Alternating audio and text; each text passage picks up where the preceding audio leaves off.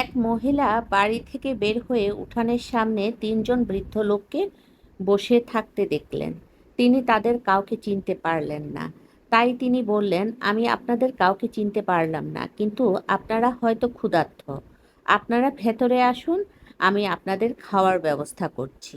তারা জিজ্ঞেস করলেন, বাড়ির কর্তা কি আছেন? মহিলা বললেন, না, তিনি বাহিরে গিয়েছেন। তাহলে আমরা তো আসতে পারবো না। সন্ধ্যায় যখন বাড়ির কর্তা ঘরে ফিরলেন, মহিলা সব কিছু তাকে খুলে বললেন। বাড়ির কর্তা সব কিছু শুনলেন মনোযোগ দিয়ে। তারপর তিনি বললেন, যাও, তাদের বলো যে আমি ফিরেছি, তাদের ঘরে আসার জন্য অভ্যর্থনা জানাচ্ছি। মহিলা বাহিরে গেলেন এবং তাদেরকে ভিতরে আসতে বললেন, কিন্তু তারা বলল, আমরা তো এভাবে আসতে পারবো না। মহিলা জিজ্ঞেস করলো, কিন্তু কেন? আবার কি সমস্যা?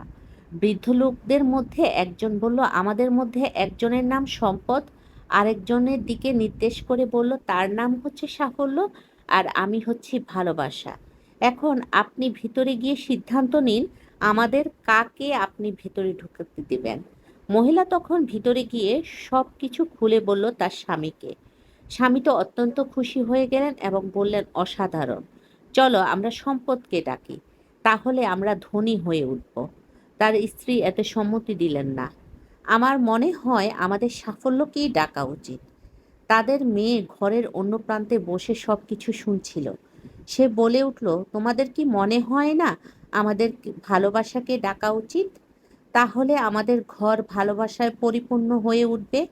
লোকটি বলল, ঠিক আছে, আমরা তাহলে আমাদের মেয়ের কথাই শুনবো। তুমি বাহিরে যাও, ভালোবাসাকে আমাদের অতিথি হিসাবে ডেকে নিয়ে আসো। মহিলাটি বাহিরে গেলেন, বললেন, আপনাদের মধ্যে ভালোবাসা কার নাম? অনুগ্রহ করে তিনি ভেতরে আসুন, আপনি আমাদের অতিথি। ভালোবাসার নামের বৃদ্ধ উঠে দাঁড়ালেন এবং বাড়ির দিকে হাঁটতে শুরু করলেন। বাকি দুজনও উঠে দাঁড়ালেন এবং তারা অনুসরণ করতে লাগলেন। মহিলাটি এতে ভীষণ অবাক হয়ে গেলেন। বললেন, আমি তো শুধু ভালোবাসার নামের বৃদ্ধকে ভেতরে আসার আমন্ত্রণ জানিয়েছি, আপনারা কেন তার সাথে আসছেন? বৃদ্ধ লোকেরা বলল, আপনি যদি সম্পদ আর সাফল্যকে আমন্ত্রণ করতেন, তবে আমাদের বাকি দুজনকে বাহিরেই থাকতে হতো।